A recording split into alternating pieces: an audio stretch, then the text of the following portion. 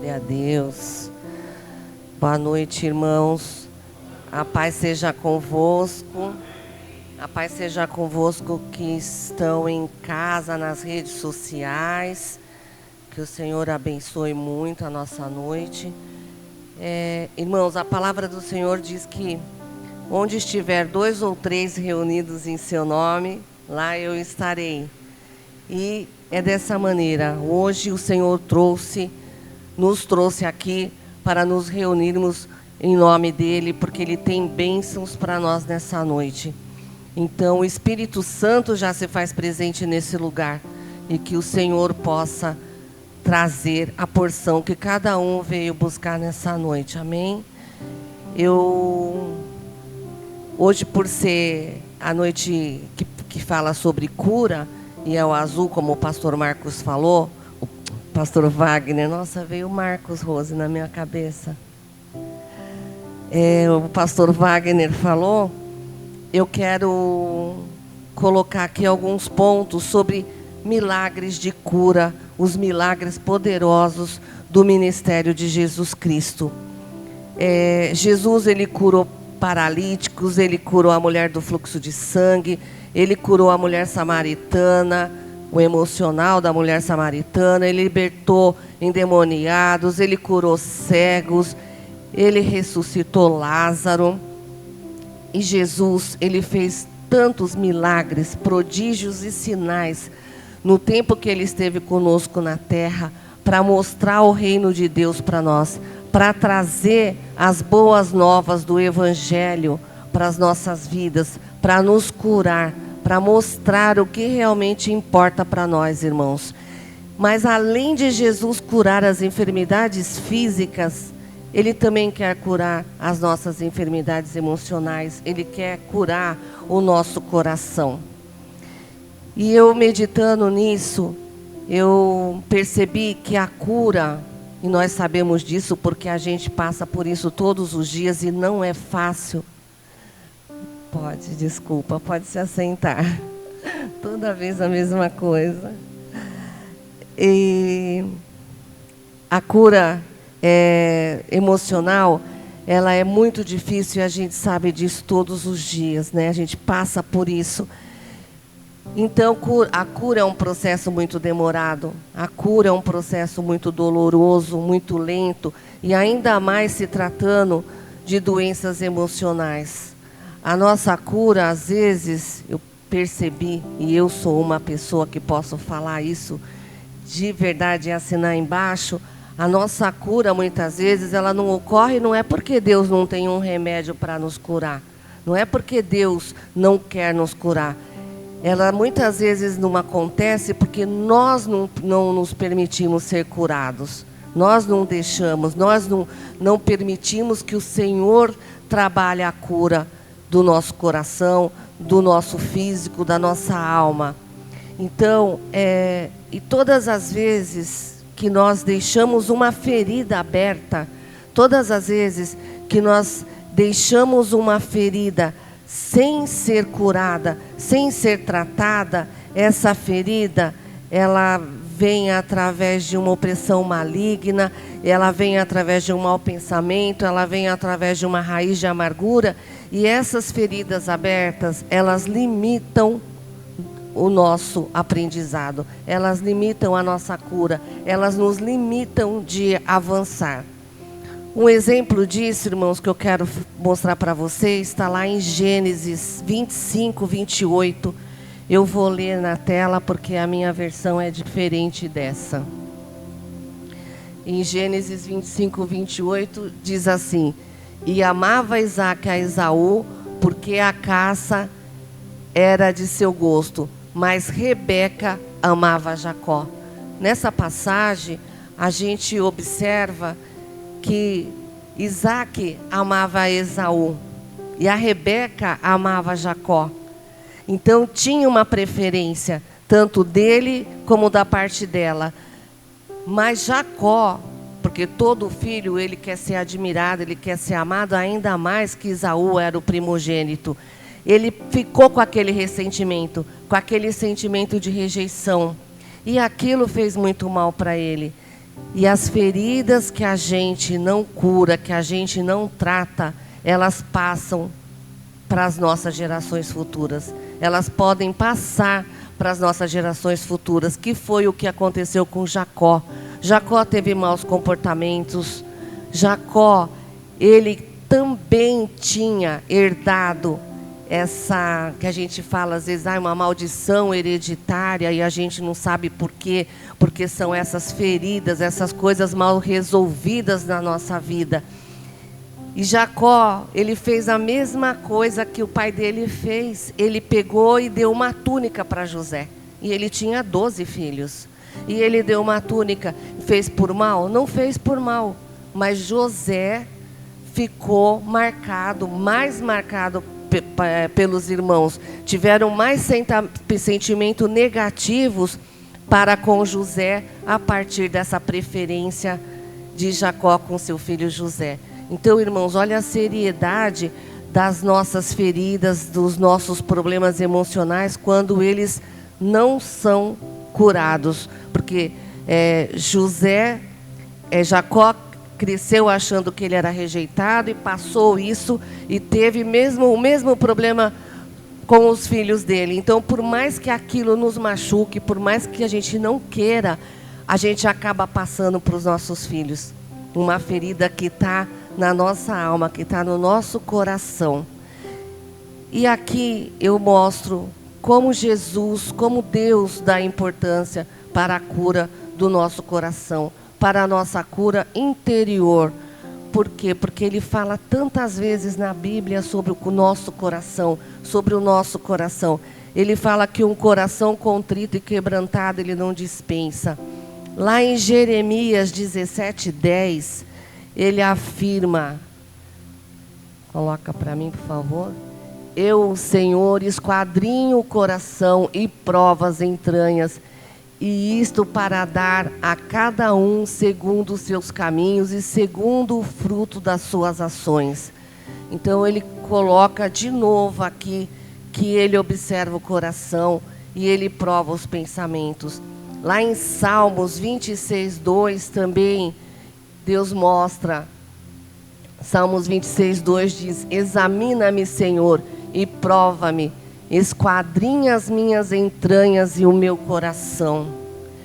E lá em Romanos 8:27 também ele fala sobre o coração. Ele diz: e aquele que examina os corações sabe qual é a intenção do Espírito, e é ele que, segundo Deus, intercede pelos santos. Olha a importância que ele dá para um coração. Jesus, ele curou muitas doenças, ele fez milagres. O Jesus é o mesmo ontem, hoje, será o mesmo amanhã. Ele continua fazendo milagres, ele continua curando, ele continua libertando. Mas para isso nós precisamos, irmãos amados, urgente olhar para o nosso coração e dar liberdade para o Espírito Santo curar as nossas feridas sentimentais, curar o nosso coração, que através dele pode surgir muitas doenças por causa do problema emocional nosso. E a palavra que eu quero compartilhar com vocês hoje está lá no capítulo 15, Mateus, versículo do 15 ao 20. A minha acho que está diferente também. Mateus 15, do capítulo 15 do versículo 15 até o 20. E ele...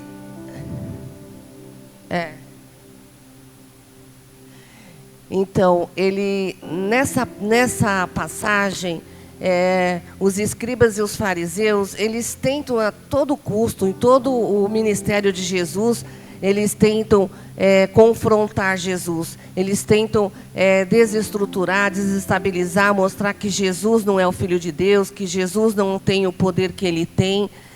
E eles, quando eles confrontam Jesus nessa passagem, eles dizem assim: por que os seus discípulos, eles violam a lei e os princípios? Por que eles não lavam as mãos na hora de comer? E aí, quando Jesus dá essa resposta para eles, eles ficam indignados. E Pedro chega e fala assim, e Pedro respondendo disse-lhe, explica-nos essa parábola. Pedro diz para Jesus, explica-nos essa parábola. E Jesus, porém, disse, até vós mesmos estáis ainda sem entender? Porque os discípulos dele também tinham dúvida. Ainda não compreendeis que tudo que entra pela boca desce para o ventre e é lançado fora no esgoto. Desce no estômago e é lançado fora no esgoto. Mas o que sai da boca procede do coração, e isso contamina o homem. Porque do coração procedem os maus pensamentos, mortes, adultérios, fornicação, furtos, falsos testemunhos e blasfêmias. São estas coisas que contaminam o homem, mas comer sem lavar as mãos, isso não contamina o homem. Amém? Glória a Deus, Senhor. Então, irmãos, na verdade, Jesus Cristo não era importante se os discípulos, não é porque eles falaram assim, porque os seus discípulos não lavam as mãos. É claro que todo mundo vai lavar as mãos antes de fazer uma refeição, mas o que Jesus está mostrando, justamente ele fala em parábolas, é que o que sai da nossa boca, isso não contamina o homem, porque o que sai o que entra da nossa boca não contamina o homem, porque nós vamos nos alimentar, vai passar pelo estômago e vai sair para o esgoto, ou seja, a gente vai dispensar. Mas o que sai da nossa boca é isso que nos contamina, é isso que pode fazer com que a gente tenha uma doença emocional, que a gente tenha um problema difícil de ser curado. Por quê? Porque do que sai da boca, isso sim contamina, porque ele é um mau pensamento, porque é o pensamento de adultério, porque é o pensamento de inveja, é um pensamento que maltrata o nosso coração e que pode ferir outras pessoas, que pode trazer problemas para as outras pessoas, ofensas, inveja, maus conselhos, tudo isso. Então, nós precisamos urgente de uma cura libertadora, uma cura do nosso coração, uma cura do nosso emocional. E a nossa cura interior, a gente deve fazer como uma oração de rebeldia, todo dia, a gente negando e a gente recusando as ciladas de Satanás para a nossa vida. Todo dia a gente tem que pensar, Senhor, caia por terra todo o mau sentimento, todos os maus pensamentos, toda a raiz de amargura que tem no meu coração. Por quê, irmãos? Porque Satanás, ele é o pai da mentira. Satanás, ele é o derrotado dos derrotados. Ele quer a todo custo contaminar o ser humano, porque nós somos criação de Deus.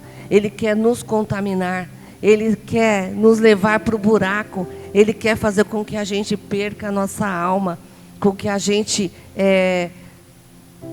tenha um pecado, com que a gente tenha uma morte espiritual. É essa a intenção de Satanás. Ele veio para matar, roubar e destruir, nada mais do que isso.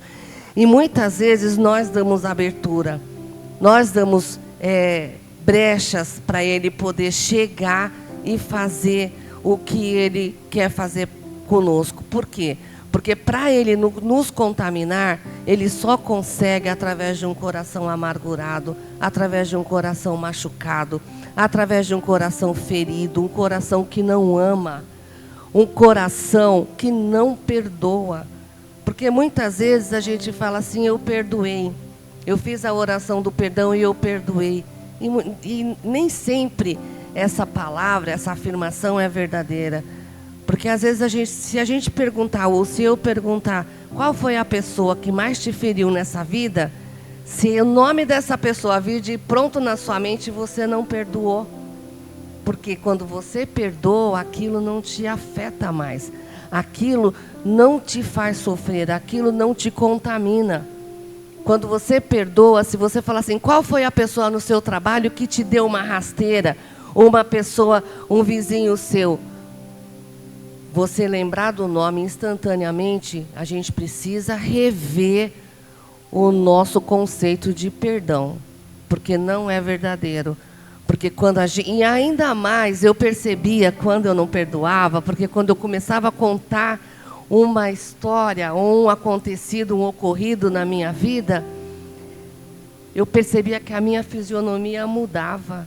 Eu percebia que eu continuava, quando eu contava, vinha aquela coisa, uma amargura, sabe, uma tristeza. Então isso não tinha havido perdão, eu só estava me enganando. E quando não há um perdão verdadeiro, não há cura, não há transformação. Jesus não pode curar, Ele tem muita urgência em nos curar. Sempre, sempre teve. Mas se não for de verdade, Ele não pode fazer. Se a gente não abrir o nosso coração para que Ele possa agir de verdade, Ele não consegue. Ele não consegue, tanto que quando Ele ia curar uma doença, Ele falava, seja feito conforme a tua fé. Então é a gente que tem que querer. É a mesma coisa do perdão. A cura é uma atitude que a gente tem que buscar a cada dia. Ele é um processo diário. É um processo diário na nossa vida e é um processo de uma vida inteira. Não é simplesmente, eu decidi, um mês, pronto, um toque de mágica, eu vou estar curada, tudo vai se resolver. Não, é um processo de uma vida inteira. É o cair e o levantar. Porque nós somos seres humanos e ninguém está livre do pecado. Nós já nascemos concebidos pelo pecado. Então, nós somos pecadores. É o cair e levantar e falar, Senhor, eu não quero mais continuar dessa maneira. Eu quero ser transformada. Transforma a minha vida, transforma o meu coração. Cura-me, Senhor. Isso é muito importante. Isso é muito importante. Irmãos, e aí eu escrevi aqui uma conclusão que eu cheguei, que nós precisamos abandonar a preguiça espiritual para trabalharmos os nossos sentimentos, nos revestindo da força de Deus, para que o nosso coração seja revestido da ternura e misericórdia de Jesus Cristo. Porque a gente quer, mas quando dá trabalho a gente não quer mais. É da nossa índole, é do nosso perfil. Tudo que dá muito trabalho, a gente não quer continuar, a gente desiste muito rápido. Eu sei porque eu via no meu trabalho, quando a gente começava a ensinar as pessoas, muitas pessoas paravam no meio do caminho. Sabe, elas se perdiam no meio do caminho, porque elas falavam, não, eu não quero, isso dá muito trabalho. Você tem que ter uma doutrina, você tem que ter regras, você tem que vencer o seu eu, vencer o seu ego. É vencer a cada dia o seu ego. Porque o nosso ego, ele acha que eu sou tudo, eu sou o melhor. E não é verdade. Jesus, ele foi muito humilde quando ele veio nessa terra. Jesus, ele fez tudo com tanta humildade, com tanta delicadeza, com tanta dedicação. Ele chorava com os que choravam, ele se alegrava com os que estavam felizes. Ele se preocupava com as ovelhas sofridas, exaustas e aflitas que ele tinha nessa terra. Ele se preocupava e ainda se preocupa conosco. Ele é um Deus de verdade. Ele é um Deus simples. Jesus, ele é simples. Eu sempre falo isso nas minhas orações. Eu falo, Senhor, humilde e manso de coração, faça do meu coração semelhante ao seu.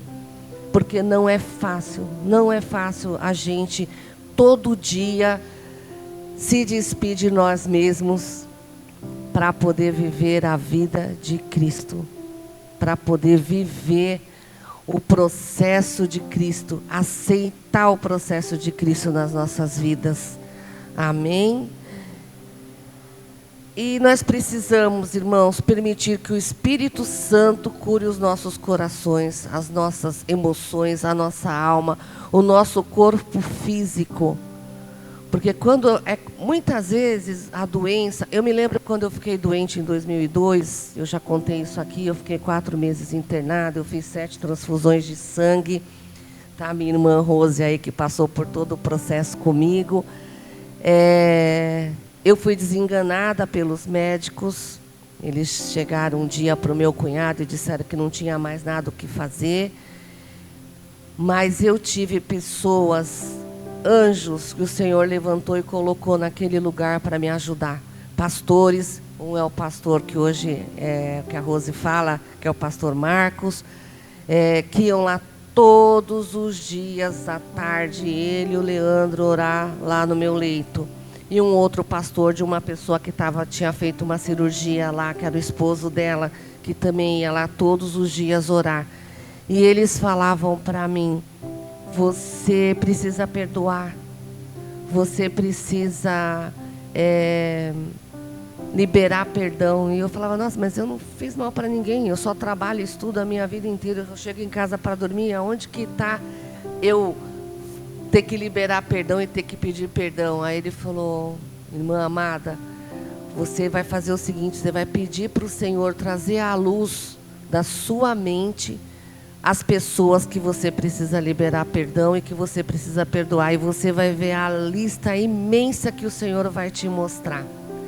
E aí eu comecei a cada dia, e o Senhor foi tratando o meu coração, e foi tratando o meu coração, e eu saí daquele hospital onde já estava desenganado, já tinham liberado as visitas, e eu fui curada, e eu estou aqui hoje para testemunhar, para a honra e glória do Senhor Jesus, que Ele cura. E quando Ele cura o coração, quando Ele cura o emocional, Ele cura também a doença física. Porque, inclusive, se falam doenças psicossomáticas, né? Que são doenças que vêm da ansiedade, da depressão, da tristeza, de uma vida corrida. E essa doença psicossomática, ela afeta o emocional e que pode gerar uma doença muito grave nas nossas vidas. Irmãos, a psicologia, os médicos a quem eu sou muito grata, eles curam, eles têm o diagnóstico, eles descobrem, eles ajudam, eles mostram para nós qual foi a causa daquela doença, mas eles fazem todo um processo, onde vem o diagnóstico, onde eles mostram qual é o problema que nós estamos enfrentando, por que estamos enfrentando aquele problema, mas, claro que a gente tem que se tratar sim, tem que tomar remédio sim, tem que fazer terapia sim, que terapia é muito importante para as pessoas, mas, no fundo, quando a gente entra ali para fazer uma terapia, eles incentivam-nos a ir buscar no nosso mais profundo qual é a raiz, qual é o problema, a causa do nosso problema, o que gerou aquele problema para gerar uma doença. E, irmãos, hoje eu falo com toda convicção, com toda certeza, que Jesus Cristo, Ele vai até a raiz dos nossos problemas. Jesus Cristo, Ele vai até o mais profundo do nosso eu para buscar e para curar e para nos salvar e nos libertar e mostrar qual é o caminho, porque só Ele é o caminho, a verdade e a vida. Amém? Glória a Deus. Eu gostaria de pedir para a Carol louvar. Depois que ela louvar, nós vamos fazer uma oração, tá, pastor? Irmã